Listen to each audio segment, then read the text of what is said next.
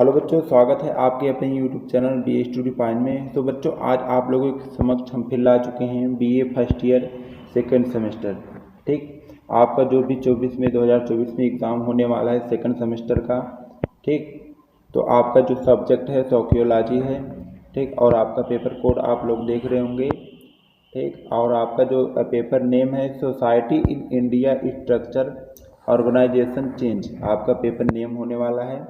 ठीक, कहीं ना कहीं दोस्तों ये सभी एक प्रकार से कहें तो सभी यूनिवर्सिटी के लिए मोस्ट इम्पॉर्टेंट क्वेश्चन है, क्योंकि हर यूनिवर्सिटी में सब्जेक्ट यही रहता है। बशर्ते दोस्तों कुछ क्वेश्चन इधर उधर आपको देखने को मिलेंगे। मान चलिए ये जो एग्ज़ाम है, जो हम आपको पेपर सॉल्व करा रहे हैं, एक प्रकार से कहें तो ये डॉक्टर राम मनोहर लोहिया अवर यूनिवर्सिटी का है, लेकिन सभी यूनिवर्सिटी के लिए खास तौर पर महत्वपूर्ण है। सभी यूनिवर्सिटी के बच्चे इसको ध्यान देंगे। चलिए आज के सेशन को स्टार्ट कर लेते हैं। दोस्तों, हमारा पहला जो क्वेश्चन सेक्शन है देखते हैं। तो यहाँ पर दोस्तों क्या है कि सभी जो यहाँ पर क्वेश्चन आपके हैं तीनों सेक्शन में विभक्त हैं, सेक्शन ए, सेक्शन बी और सेक्शन सी।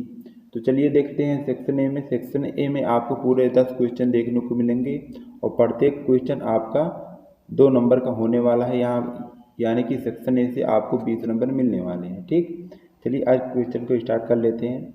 तो सेक्शन ए में जो आपका पहला क्वेश्चन है, पहला क्वेश्चन क्या है? विलेज यानी कि गांव। गांव किसे कहते हैं? दोस्तों एक प्रकार से कहें तो आप सभी लोग ज़्यादातर बच्चे गांव से ही बिलोंग कर रहे होंगे। ठीक, इसलिए आप भली भांति अच्छे तरीके से गांव को जानते होंगे कि गांव की जो वेशभूषा है, गांव किस तरीके का होना चाहिए। तो वो सभी चीज़ें आप इसमें निहित लिख सकते हैं, लेकिन हम आपको कुछ बताने का प्रयास करेंगे कुछ चीज़ें। ठीक, तो गांव एक प्रकार से कहें तो क्या होता है? एक मानव बस्ती या समुदाय होता है जो एक बस्ती से बड़ा होता है, लेकिन एक कस्बे से छोटा होता है। ठीक, हालांकि इस शब्द का प्रयोग अक्सर बस्तियों और छोटे शहरों दोनों का वर्णन करने के लिए किया जाता है। ठीक, जिनकी आबादी आमतौर पर कुछ सौ तक कम होती है, कुछ हजार तक। हालांकि गांव अक्सर ग्रामीण क्षेत्रों में स्थित होते हैं। ठीक, शहरी गांव शब्द कुछ शहरी इलाकों पर ही लागू होता है। गांव सामान्यतः अस्थायी होते हैं, जिनमें निश्चित आवास होते हैं। ठीक, हालांकि क्षणिक गांव हो सकते हैं, लेकिन इसके अलावा एक गांव के आवास एक दूसरे के काफ़ी करीब होते हैं, यानी कि एक दूसरे के बगल होते हैं, ना कि एक बिखरी हुई बस्ती के रूप में। ठीक ठीक, गांव उन समाजों के लिए समुदाय का एक सामान्य रूप होता है जो निर्वाह कृषि करते हैं।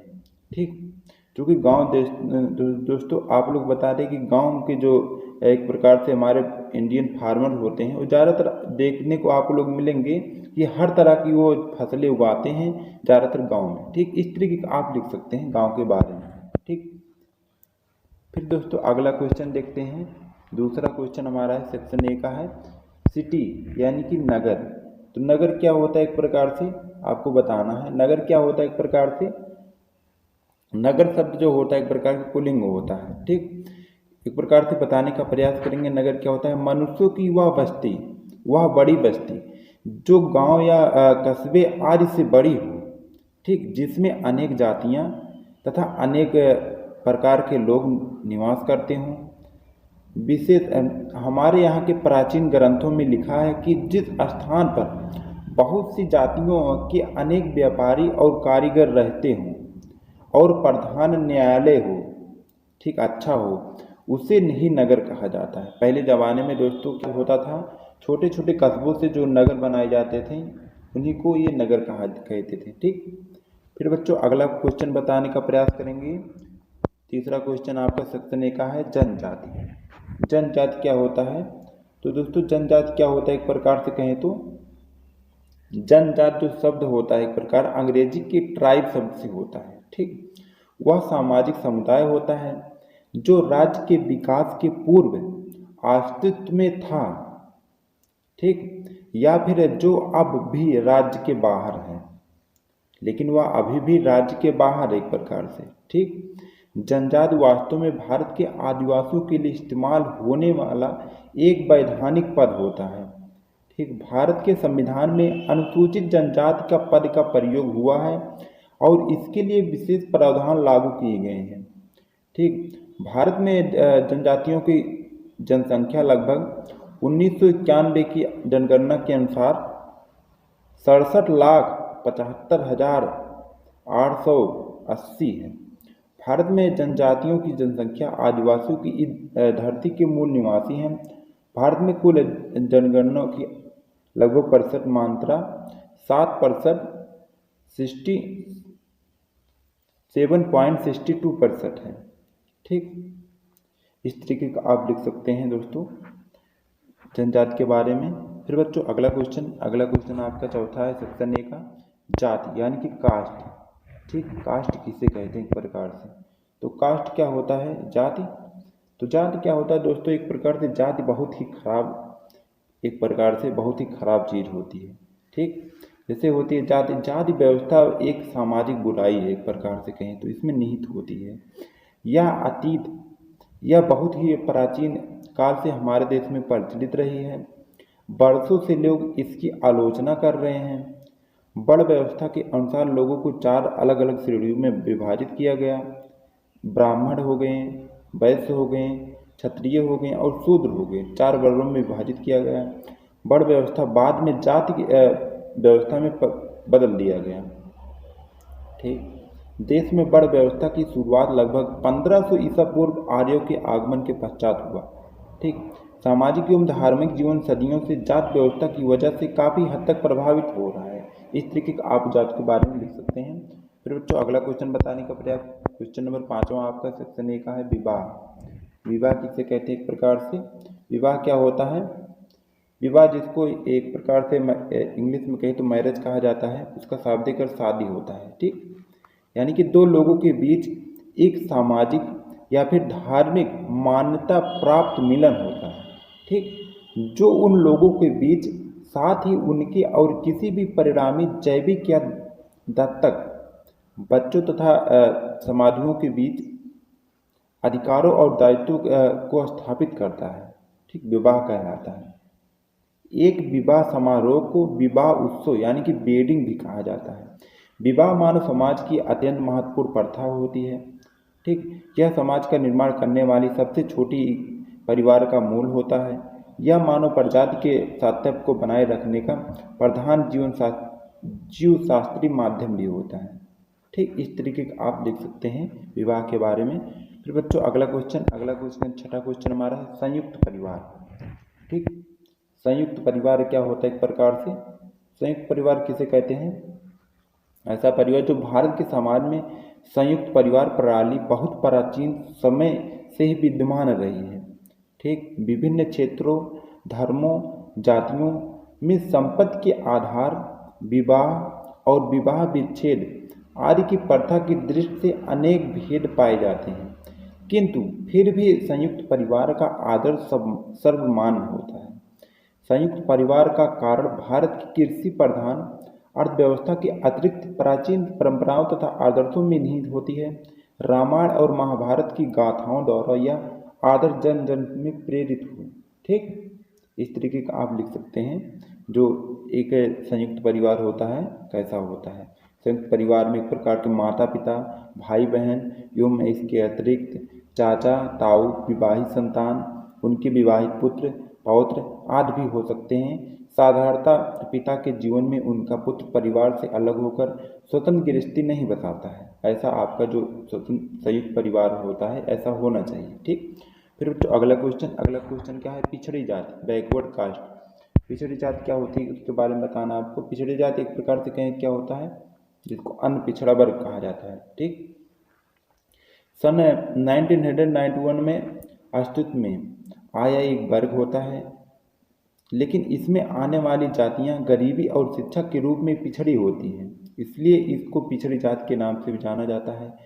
यह भी सामान्य वर्ग का भाग है जो जातियां वर्गीकृत करने सरकार द्वारा प्रयुक्त है।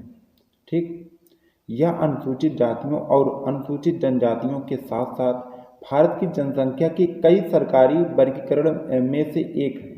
ठीक, भारतीय संविधान में ओबीसी सामाजिक एवं शैक्षणिक पिछड़ा वर्ग के रूप में वर्गीकृत किया गया है और भारत सरकार उसके सामाजिक और शैक्षिक विकास को सुनिश्चित करने के लिए, उदाहरण के लिए ओबीसी एक प्रकार से कहें तो सार्वजनिक क्षेत्र के रोजगार और उच्च शिक्षा के क्षेत्र में उनको 27% यानी कि 27% आरक्षण के हकदार बनाया दिया गया है। ठीक, इस तरीके का आप लिख सकते हैं बैकवर्ड कास्ट। फिर बच्चों आते हैं अगला क्वेश्चन, अनुसूचित जाति। ठीक, यानी कि ये अनुसूचित जाति क्या होता है इसके बारे में आपको बता। अनुसूचित जाति क्या होती है एक प्रकार से कहें तो ऐसी जाति, अनुसूचित जाति कैसी होती है एक प्रकार से कहें तो अनुसूचित जाति होती है।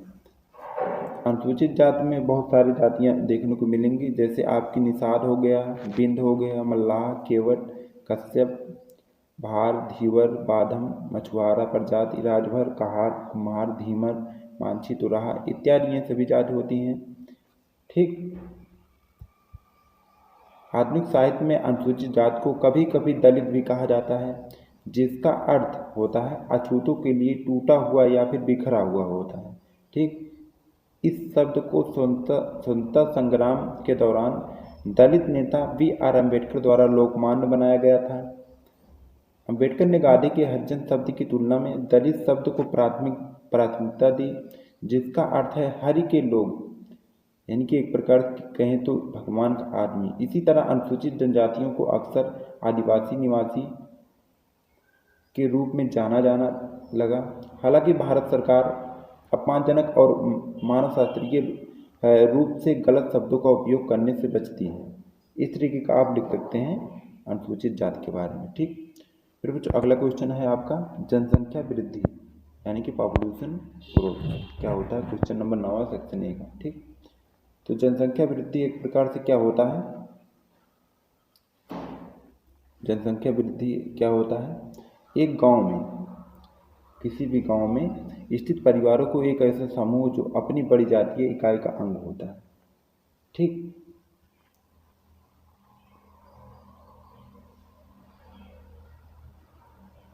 इकाई का अंग होता है जिसका संगठन तथा क्रियात्मक संबंधों की दृष्टि से एक सीमित क्षेत्र होता है। दोस्तों जनसंख्या वृद्धि के कई कारण आपको देखने को मिलेंगे। ठीक, क्योंकि जनसंख्या वृद्धि में दिन भर दिन आप लोग लिख सकते हैं कि जनसंख्या वृद्धि दिन भर दिन बढ़ती जा रही है, लोगों की संख्या में वृद्धि हो रही है एक प्रकार से। ठीक, तो दोस्तों ऐसा आप बना के लिख सकते हैं। फिर बच्चों आता है अगला क्वेश्चन। अगला क्वेश्चन आपका क्या है, जातिवाद यानी कि कास्टिज्म क्या होता है, जातिवाद एक प्रकार से, जातिवाद क्या होता है, जातिवाद बताने का प्रयास करेंगे फटाफट। तो जातिवाद क्या होता है एक प्रकार से कहें तो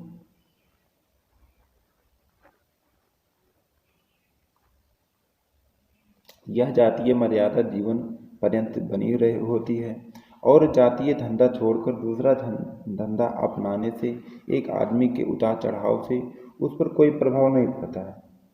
ठीक, जो उनके सदस्यों को जन्म देती है, परंपराओं से प्राप्त होती है, यह जातीय एक प्रकार से मर्यादा बनी रहे। ठीक, इस विभाजन का आधार बहुधा एक ही पेशे करके अंतर विश्वकरण के विभेद होते हैं, किंतु भौगोलिक स्थानांतरण ने एक ही परंपरागत धंधा करने वाले एकाधिक जातियों को साथ साथ रहने का अवसर प्रदान किया। ठीक, कभी कभी जब किसी जाति का एक अंग उसके परंपरागत पेशे के स्थान पर दूसरा पेशा अपना लेता है तो कालक्रम में एक ऐसा पृथक जाति बन जाता है। उस हिंदू जातियों में गोत्रीय विभाजन भी विद्यमान है। गोत्रों की उपयोगिता मात्र इतनी है कि वह किसी जाति के बहुविधि समूह बनाते हैं और एक गोत्र के व्यक्ति एक ही पूर्वज के वंशज समझे जाने लगते हैं। ठीक, दोस्तों जातिवाद की प्रथा जो है काफ़ी प्राचीन है एक प्रकार से कहें तो। ठीक, इस तरीके का आप देख सकते हैं। फिर बच्चों सेक्शन बी आपका है। सेक्शन बी में कितने क्वेश्चन हैं, सेक्शन बी में आपको पूरे 7 क्वेश्चन देखने को मिलेंगे। इनमें से आपको केवल 5 प्रश्नों के उत्तर देना है। ठीक, वो भी यहाँ पर 200 प्रत्येक क्वेश्चन का अर्थ आपको पूरे 200 शब्दों में देना है और प्रत्येक क्वेश्चन आपके होने वाले 7 नंबर के। ठीक, चलिए देखते हैं जो आपका इम्पोर्टेंट क्वेश्चन वही आपको बताने का प्रयास करेंगे। दोस्तों यहाँ पर देखते रहेंगे दूसरे का आपका है, पहला क्या है, भारतीय ग्रामीण जीवन की आधारभूत विशेषताओं का वर्णन। तो भारतीय जीवन ग्रामीण जीवन जो होता है, जैसे आप लोग का जीवन यापन है, जो हमारे बच्चे लोग हैं यानी कि गांव देहात से आप बिलोंग करते हैं, तो आप उसके बारे में भली बात अच्छी तरीके से लिख सकते हैं। आपका पेशा क्या है, आपका जीवन क्या है, आपके पिताजी क्या करते हैं, उनके आधार पर आप बना कर उसको लिख सकते हैं। ठीक, चलिए दोस्तों यहीं पर इसको छोड़ देते हैं, आप लोग इसको लिख लेंगे। फिर दोस्तों अगला क्वेश्चन देखते हैं। अगला क्वेश्चन यहाँ पर देखने का प्रयास करें, इंपॉर्टेंट। अगला क्वेश्चन यहाँ पर देखेंगे चौथा क्या है, भारतीय महिलाओं की प्रमुख विशेषताओं का संक्षेप में वर्णन कीजिए। ठीक, तो यहाँ पर एक प्रकार से कहें तो वर्णन करना है ना, भारतीय महिलाओं की प्रमुख समस्याएं। ठीक, प्रमुख समस्या यानी कि जो मुख्य समस्याएं होती हैं उसके बारे में आपको बताना है। ठीक, तो आज के बारे में आपको बताना है। जैसे आज भी समाज द्वारा दोयम दर्जे का व्यवहार करना एक समस्या इतनी बड़ी और गहरी जमाए हुई है कि स्वयं महिलाओं को भी समझ नहीं आता कि वह मरियल होते हुए भी महिला से दोमजे दर्जे का व्यवहार करने लगती है। संविधान द्वारा मिले अधिकारों को भी समाज द्वारा नहीं दिया जाने की प्रैक्टिस, जैसे पिता की संपत्ति में बेटी का अधिकार कानून द्वारा मान न होते हुए भी बल्कि दहेज तथा अपराध मानते हुए भी विवाह में दहेज देना और लेना वैधानिक अपराध होता है। ठीक, बहुत सी जगहों पर तो मनपसंद खाने, मनपसंद कपड़ा पहनने और पढ़ाई लिखाई करने की इच्छा रखते हुए माता पिता द्वारा पढ़ाई न करने देना आदि बहुत सारे कॉमन समस्याएं होती हैं। ठीक, विवाह करते ही ससुराल वालों की चाहत के हिसाब से अपनी ज़िंदगी को चलाने से बाध्यता देना। ठीक, बाजार जाके काम करने का मन और योग्यता होते हुए भी परिवार के द्वारा उसे मना कर दिया जाना, जबकि काम करने का अधिकार सबको होता है।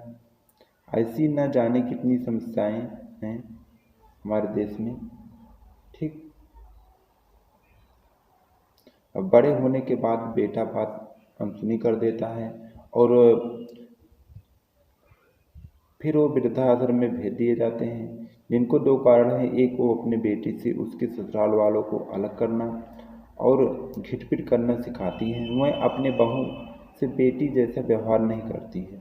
वहाँ पर उसकी सास द्वारा पूर्व में किए गए व्यवहार के चलते कुंठित होने के अपनी नई नवेली बहू के खराब व्यवहार से खराब हो जाती हैं। ठीक, इस तरीके का आप लिख सकते हैं उनकी समस्याओं के बारे में, काफ़ी ज़्यादा समस्याओं होती हैं। ठीक, फिर बच्चों अगला क्वेश्चन देखते हैं। अगला क्वेश्चन हमारा क्या है, भारतीय जनजाति की प्रमुख समस्याएं और समाधान, ठीक, के बारे में लिखना है। तो भारतीय जनजाति होते हैं, क्या होता है, एक प्रकार से वह सभी जनजाति या अनुसूचित जनजाति वर्तमान समाज में अपने अस्तित्व के लिए अनेक चुनौतियों का सामना कर रही हैं। भारत सरकार ने जनजाति के उत्थान के लिए कई कदम उठाए हैं एवं उनके उत्थान के लिए वर्तमान में भी प्रयास कर रही है। लेकिन इसके बाद भी भारतीय जनजातियां आर्थिक सामाजिक रूप से काफ़ी अविकसित हैं। आज की इस लेख में हम जनजाति की प्रमुख समस्याओं पर चर्चा करेंगे कि भारतीय जनजातियों को आधुनिक जो सभ्यता है के संपर्क में आने से सदैव कर्जदार की स्थिति बनी रहती है। वह इस कर्जदारी से इसलिए भी मुक्त नहीं हो पाता क्योंकि उसके द्वारा उत्पादित अथवा उनके द्वारा इकट्ठा की गई वन वस्तुओं का उन्हें मूल्य नहीं मिल पाता है जिनका उनको मिलना चाहिए। जनजातियों में अल्प विकास से जुड़ी बीमारियां, कुपोषण जैसे संक्रामक रोग, मातृ एवं बाल अवस्था से जुड़ी समस्याएं भी बहुत सी अधिक पाई जाती हैं। ठीक, अंग्रेजों द्वारा भारत में एक समान राजनीतिक व्यवस्था लागू की गई थी। इसके परंपरागत अधिकार छीन लिए और यह सिलसिला निरंतर जारी रहा। कभी विकास की गतिविधियों के कारण हुए, कभी संपर्क के कारण जनजातियों की समस्या बढ़ती गई। ठीक, जनजाति की प्रमुख समस्याओं को निम्न प्रकार से स्पष्ट किया जा सकता है। जैसे कि आपका हो गया भूमि से अलग होना। जनजाति की मुख्य समस्या भूमि से अलग होना है। ठीक, जैसा कि हम जानते हैं कि जनजातियां आज भी सब समाज से दूर जंगलों और पर्वतों में अधिक निवास करती हैं। जनजातियों की प्रमुख समस्या भूमि से अलग हो जाने की रही है। प्रशासनिक अधिकारी, वन विभाग के ठेकेदारों, महाजनों इत्यादि को प्रवेश से उनका शोषण प्रारंभ हुआ है। ठीक, फिर अब दूसरे नंबर की बात आती है अशिक्षा। अशिक्षा क्या है? अशिक्षा इसमें तो जनजातियों की समस्या जो अशिक्षा है, जनजाति के लोग शिक्षा से काफ़ी पिछड़े हुए हैं। यह लोग अपने बच्चों को स्कूल भेजने की बजाय खेतों में काम करवाना अधिक पसंद करते हैं। यही कारण कि भारत सरकार ने अनेक प्रयासों के बाद भी इस समाज को शिक्षित नहीं कर पाए।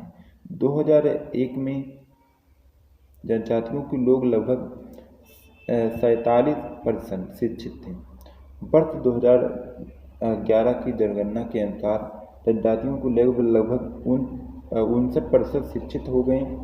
ठीक, यही कारण है। तो तीसरा आता है बंधक मजदूर। बंधक मजदूर क्या होते थे? इसमें ऋणस्था, अज्ञानता आदि कारणों से लोग बंधक मजदूर बनाए जाते थे। इनमें केवल एक व्यक्ति ही नहीं होता, बल्कि उनका पूरा परिवार ही मानव बंधक बन जाता था।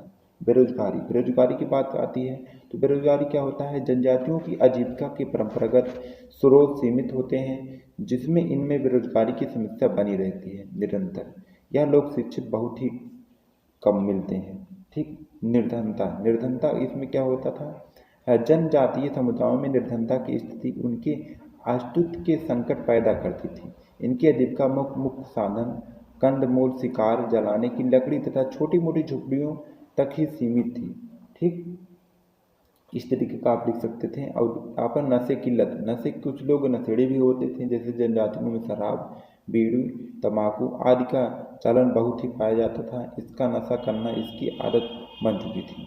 फिर प्राकृतिक आपदाएं, कुछ चीज़ें आ जाती थी। प्राकृतिक आपदाएं के आने से उनका जो एक प्रकार से जनजातियों की समस्या काफ़ी ज़्यादा बढ़ जाती थी। ठीक, उनका जो अस्थाई होता था, उनका अस्थाई मूल निवास बन जाता था। इस तरीके का आप लिख सकते हैं। ठीक, जनजातियों के बारे में। फिर बात आती है उनका समाधान कैसे किया जाए। ठीक, तो वर्तमान में जनजातियों की समस्या के समाधान और उनके विकास के लिए भारत सरकार द्वारा अनेक सराहनीय कार्य किए जा रहे हैं, लेकिन फिर भी जनजातीय समस्याओं का निवारण नहीं किया जा पा रहा है। वास्तव में भारत में जनजातियों की अनेक समस्याएं आज भी बनी हुई हैं। इनके समाधान के लिए संगठित प्रयत्नों की आवश्यकता है, जिसके निम्न सुझाव दिए गए हैं। जनजातियों की आज भी सबसे बड़ी समस्या आर्थिक पिछड़ापन है। इनके समाधान के लिए रोजगार के अवसरों में वृद्धि करने के साथ ही स्वरोजगार की सुविधा को बढ़ाना जरूरी होता है। ठीक, आदिवासी समुदाय आज भी अपनी दस्तरी और विभिन्न प्रकार की कलाओं के लिए प्रसिद्ध हैं। ठीक, स्थानीय स्तर पर यदि इनके द्वारा बनाई गई वस्तुओं को खरीदकर उनके विक्रय की समुचित व्यवस्था की जाए तो आदिवासियों की आर्थिक समस्याओं को काफ़ी हद तक सुलझाया जा सकता है, सुधारा जा सकता है। ठीक, फिर आती है दूसरा नंबर सांस्कृतिक। सांस्कृतिक समस्याओं का समाधान तभी संभव है जब वह बाहरी समूहों को जनजातियों पर अपने धर्म को थोपने के अवसर न दिए जाएं। ठीक, जनजातियों की सामाजिक समस्याओं के निराकरण के यह जरूरी है कि जनजातीय नेताओं की सहायता से लोगों के विचारों और मनोवृत्तियों में परिवर्तन लाया जाए। यह कार्य प्रत्येक गांव में जनजातीय परिषदों की स्थापना पर किया जा सकता है। ठीक, जनजातियों की शैक्षणिक समस्याओं के निराकरण के लिए जनजाति क्षेत्रों में व्यवहारिक शिक्षा की बहुत आवश्यकता होती है। यह व्यवहारिक शिक्षा कृषि, दस्तरी, ठीक, कृषि उपकरणों के निर्माण तथा हस्तशिल्प से संबंधित होनी चाहिए। विभिन्न अध्ययनों से प्रमाणित हुआ कि जनजातीय बच्चों को छात्रवृत्तियां देना अधिक उपयोगी नहीं है, क्योंकि इसके माता पिता का ध्यान छात्रवृत्ति की राशि पर ही रहता है। इसके बदले बच्चों को स्कूल में पौष्टिक आहार तथा पुस्तकों की सहायता देना अधिक उपयोगी माना गया है। ठीक इस तरीके आप उसके समस्याएं और समाधान के बारे में लिख सकते हैं। फिर बच्चों अगला क्वेश्चन देखने का प्रयास करेंगे। छठा क्वेश्चन क्या है, सेक्शन बी का, भारत में जातिवाद पर एक निबंध लिखिए। ठीक, तो जातिवाद क्या होता था। एक पर भारत एक ऐसा देश है जो पूरी दुनिया में, ठीक पूरे विश्व में बेहद सांस्कृतिक माना जाता है। हालांकि हमारे देश में गहरी जड़ें जमी हुई हैं, संस्कृति में विभिन्न समस्याएं भी हैं। हमारा जो है एक देश ऐसा देश है जहां जातिवाद की समस्या प्रचलित है। जातिवाद का तात्पर्य किसी व्यक्ति की जाति के आधार पर भेदभाव से होता है या एक बहुत बड़ी सामाजिक बुराई है जिसे दूर करने की जरूरत है। ठीक, यह देश को विकसित करने से रोकने के लिए जिम्मेदार है। ठीक, इसके अलावा यह उत्पीड़न का कारण भी बनता है। ठीक, जो समाज के लिए बहुत बुरा होता है। जैसे कि हो गया जीवन पर प्रभाव। जीवन पर प्रभाव क्या होता है जातिवाद के आधार पर। जीवन पर प्रभाव मतलब मूल रूप से धार्मिक और सामाजिक दायरे भारत में जातिवाद को निर्देशित करते हैं। ज़्यादातर ग्रामीण इलाकों में रहने वाले लोगों को इस समस्या का जबरदस्त सामना करना पड़ रहा है। यह समस्या सदियों पुरानी है और इसे पूरी तरह खत्म करने में समय लग गया। प्रारंभिक काल में गांवों को उनकी जाति के आधार पर अलग कर दिया जाता था। उन्हें अलग अलग कॉलोनियों में, कस्बों में रहने को कहा जाता था। यहाँ तक कि भोजन खरीदने या पानी पीने जगह भी उच्च जातियों से अलग कर दी जाती थी। ठीक, उदाहरण के लिए सबसे ऊंची जाति यानी कि ब्राह्मण कभी भी किसी ऐसी चीज को नहीं छूता जो निचली जाति के व्यक्ति की हो। इसके अलावा उनके मंदिरों में प्रवेश करने से वंचित कर दिया गया क्योंकि उन्हें लगा कि वे अपवित्र हैं। ठीक, लेकिन जब हम वर्तमान परिदृश्य को देखते हैं तो प्रभाव शुरुआती दौर जितना गंभीर नहीं हो सकता है, लेकिन यह अभी भी चिंताजनक है। ऊंची जाति के लोगों का बहुत सम्मान किया जाता है और उन्हें सभी सुविधाएं उपलब्ध कराई जाती हैं। ठीक, वहीं दूसरी और कुछ इलाकों में आज भी निचली जाति के लोगों को इतना सम्मान नहीं दिया जाता है। कई बार तो उनके सम्मान अधिकार भी छीन लिए जाते हैं। ठीक, फिर बात आती है दूसरे की, एक सामाजिक बुराई। सामाजिक बुराई, एक समाज में कितनी बुराइयां निहित हैं। जातिवाद एक बड़ी सामाजिक बुराई है जिनके खिलाफ लड़ना होता है। हमें एक अन्यायपूर्ण व्यवस्था से छुटकारा पाना होगा। इसके अलावा यह केवल निचली जाति के क्षेत्रों का शोषण करता है और क्रूर व्यवहार से सुधारता है। निचली जाति के लोग आज कड़ी मेहनत कर रहे हैं और समाज में अपने लिए जगह बना ली है। ठीक, प्रगतिशील भारत के लिए हमें एक ऐसी सामाजिक बुराई को तुरंत खत्म करना होगा। सिर्फ इसके लिए किसी व्यक्ति का जन्म निचली जाति के परिवार में हुआ है इसका मतलब यह नहीं कि उसका मूल्य निर्धारित करेगा। ठीक, जाति और कुछ नहीं बल्कि यह एक अवधारणा है जिसका किसी व्यक्ति के मूल्य से कोई संबंध नहीं। इसलिए हमें किसी व्यक्ति की जाति के आधार पर भेदभाव नहीं करनी चाहिए। ठीक, इस तरीके का आप जातिवाद पर निबंध लिख सकते हैं। फिर बच्चों अगला क्वेश्चन देखने का प्रयास करेंगे आप लोगों का। तो अगला क्वेश्चन आपका क्या है देखने का प्रयास करेंगे।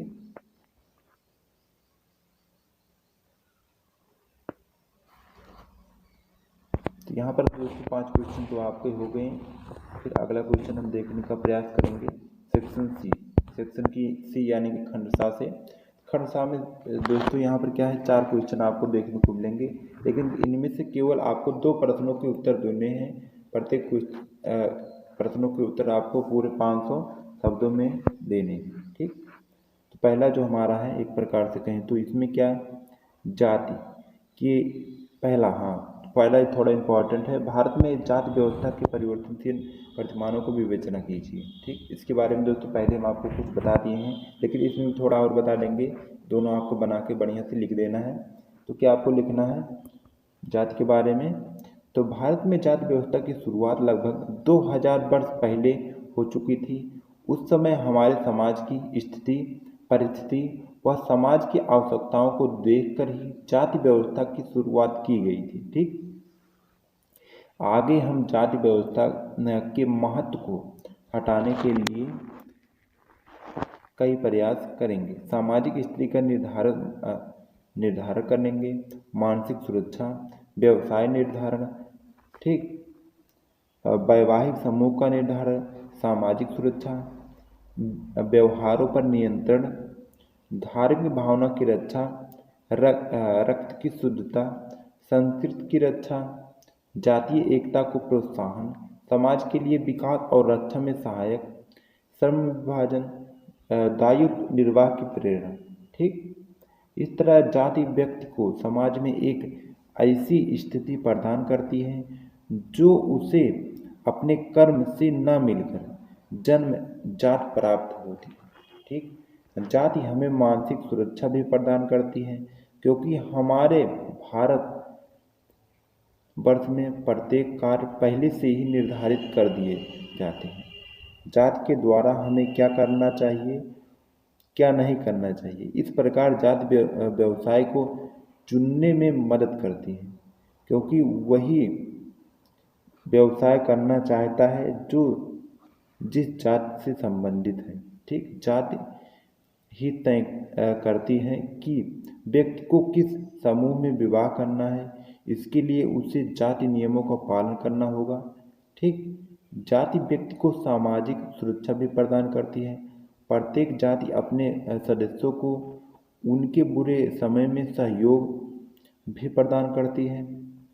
जाति के नियमों का उल्लंघन करने वाले व्यक्तियों को जाति से बाहर कर दिया जाता है। ठीक, पहले समय में इसके डर से व्यक्ति अपने व्यवहार पर नियंत्रण बनाए रखें। जाति की ऐसी मान्यता होती थी कि प्रत्येक जाति के अपने देवी देवताओं का विधि विधान होता है जो व्यक्ति की रक्षा करते हैं। ठीक, अपनी ही जाति में विवाह करने में रक्त की शुद्धता भी बनी रहती है। ठीक, दूसरी जाति के रक्त दोष नहीं आ पाते हैं। ठीक, प्रत्येक जाति के अपने रीति रिवाज, खान पान, पहनावे, कार्यशैली होती थी जो अपनी आगे आने वाली पीढ़ियों को हस्तांतरित करती रहती थी। ठीक, जिसमें प्रत्येक जाति की संस्कृति में स्थिरता बनी रहती है। ठीक, एक जाति के द्वारा अपने सदस्यों के भविष्य के लिए, उनकी सहायता के लिए जाति विद्यालय, चिकित्सालय, ठीक, छात्रावास आदि का भी निर्माण किया जाता है। निसंदेह जाति व्यवस्था में भारतीय समाज को विकसित करने में अहम भूमिका निभा रही है। ठीक, भारत में समय समय पर बाहरी आक्रमणकारी आते रहते हैं, जिनमें जाति ने ही भारतीय समाज की रक्षा की है। ठीक, जाति में सभी के अपने कार्य बटे हुए होते हैं और जिनकी दक्षता उन्हें होती जाती है। जाति अपने सदस्यों को अपने कर्तव्य के प्रति प्रेरणा भी देती है। ठीक,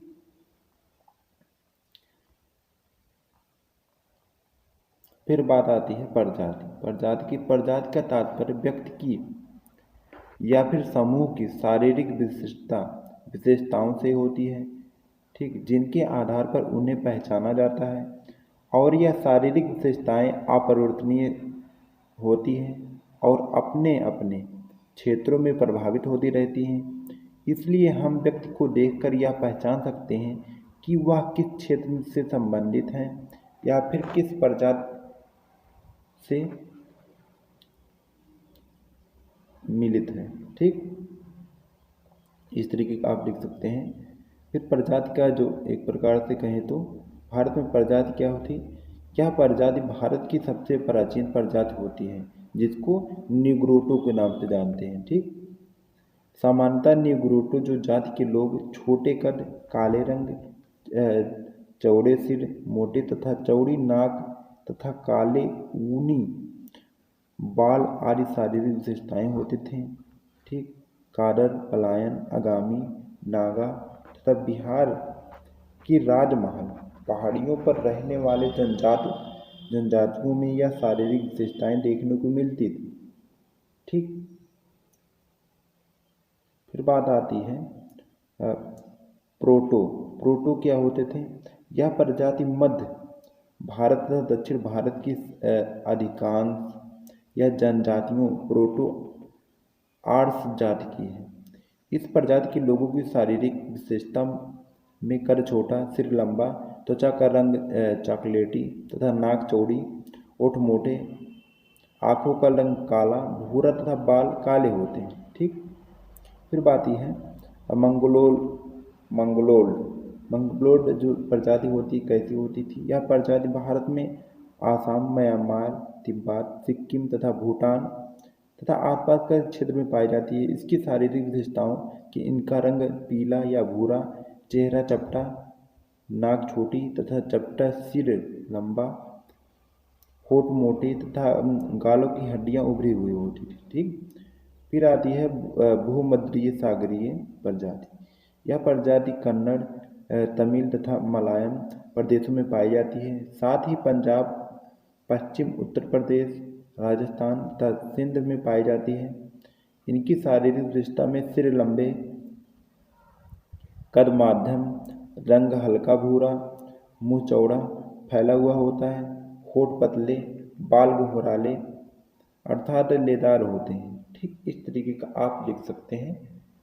ठीक, भारतीय जाति व्यवस्था के परिवर्तनशील विद्यमानों का जो क्वेश्चन। ठीक, बच्चों अगला क्वेश्चन देखने का प्रयास करेंगे। अगला क्वेश्चन क्या है, सेक्शन सी का अगला क्वेश्चन जो इम्पोर्टेंट है, क्वेश्चन नंबर 12 देख लेंगे। ठीक, थोड़ा इम्पोर्टेंट ये भी है, ये भी आपकी परीक्षा की दृष्टि से काफ़ी ज़्यादा महत्वपूर्ण है। भारत में अधिक जनसंख्या के दुष्परिणामों की विवेचना करना है।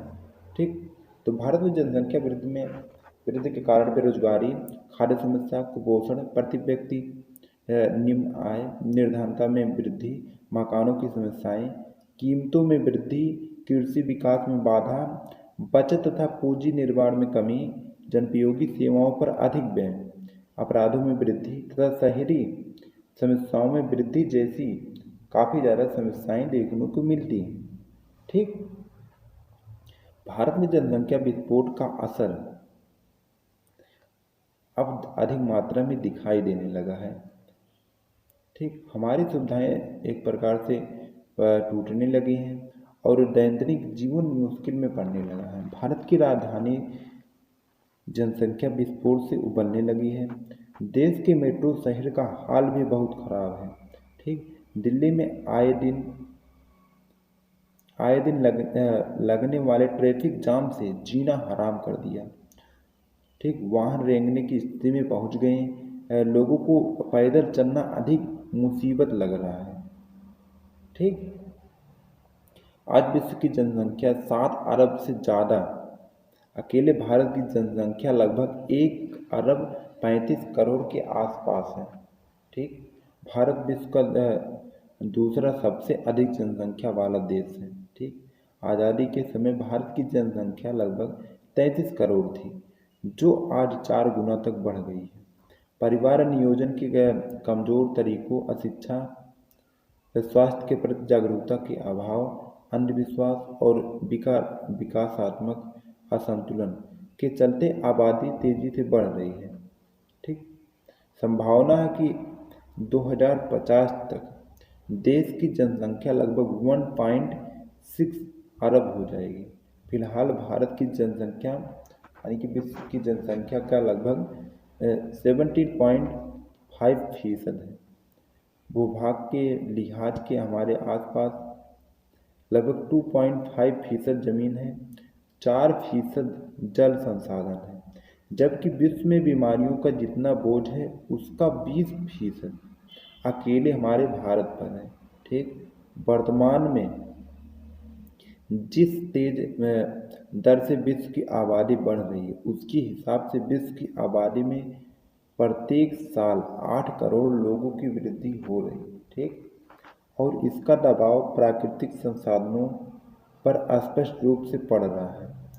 ठीक, इसका दबाव प्राकृतिक संसाधनों पर मुख्य रूप से पड़ रहा है। इतना ही नहीं, विश्व समुदाय के समक्ष माइग्रेशन भी एक समस्या के रूप में उभर रहा है, क्योंकि बढ़ती आबादी के चलते लोग बुनियादी सुख सुविधा के लिए दूसरे देशों में पनाह लेने लगे हैं, मजबूर हो गए हैं। जनसंख्या वृद्धि पर काबू पाना किसी भी सरकार के लिए सरल नहीं होता है। हमारा देश भारत की जनसंख्या सन 1947 में लगभग 33 करोड़ थी, लेकिन आज विश्व की जनसंख्या लगभग 7 अरब से भी ज़्यादा है। ठीक, संपूर्ण विश्व में चीन को अपनी 1.3 अरब जनसंख्या के चलते विश्व में प्रथम स्थान हासिल है। ठीक, वहीं दूसरी ओर भारत की अपनी 1.35 अरब जनसंख्या के साथ विश्व में दूसरे नंबर पर है। ठीक, विशेषताओं ने चिंता जताई कि अगर भारत की जनसंख्या इसी दर से बढ़ती रही तो जाहिर सी बात है 2023 तक उसे विश्व में प्रथम स्थान हासिल हो जाएगा। ठीक, विभिन्न अध्ययनों से यह पता चला कि सन 2025 तक भारत चीन को भी पीछे कर देगा और विश्व का सबसे ज़्यादा आबादी वाला देश बन जाएगा। ठीक, इस तथ्य के बावजूद कि यहाँ जनसंख्या नीतियाँ, परिवार नियोजन और कल्याण कार्यक्रम सरकार ने शुरू किए हैं। ठीक, और प्रजनन दर में लगातार कमी आई है, पर आबादी का वास्तविक स्थिरीकरण केवल 2050 तक ही हो पाएगा। ठीक, हमारी आबादी में अभी भी हर दिन 50,000 की वृद्धि हो रही है। इतनी बड़ी जनसंख्या को भोजन मुहैया कराने के लिए यह आवश्यक है कि हमारा खाद्यान्न उत्पादन प्रतिवर्ष 54 लाख टन से बढ़ना चाहिए, जबकि वह औसत केवल 40 लाख टन प्रतिवर्ष की दर से बढ़ रही है। ठीक, जनसंख्या वृद्धि की नई चुनौती बनकर हमारे सामने आई है और आज भी इस पर काबू पाने में सरकार को कठिनाई हो रही है। ठीक, जनसंख्या वृद्धि के दुष्परिणाम देश को भोगने पड़ रहे हैं। अधिक जनसंख्या के कारण बेरोजगारी की विकराल समस्या, उत्पादन के लिए भी समस्या हो रही है। ठीक, जंगलों को उजाड़ा जा रहा है, तो जिससे कि ऑक्सीजन में भी समस्या होगी, ऑक्सीजन लेने में भी। ठीक, यह जनसंख्या विस्फोट यूं ही होता रहा तो लोगों के समक्ष रोटी, कपड़ा, मकान की विकराल स्थिति उत्पन्न हो जाएगी। इससे बचने का एकमात्र उपाय है कि हम येन केन प्रकार बढ़ती आबादी को रोकें, अन्यथा विकास का स्थान विनाश को लेते अधिक देर नहीं लगेगा। ठीक,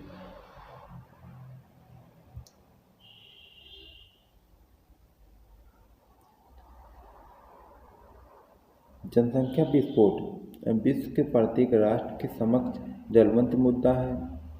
ठीक, दुनिया में इसे एक वैश्विक समाज के साथ साथ कुछ समय की आर्थिक समस्या भी माना जाता है, साथ ही कुछ समय के लिए सामाजिक समस्या भी है। ठीक, विश्व के प्रत्येक विद्यालयों में जनसंख्या अध्ययन स्नातक और स्नातकोत्तर अनुभाग में मुख्य रूप से ही माना गया है।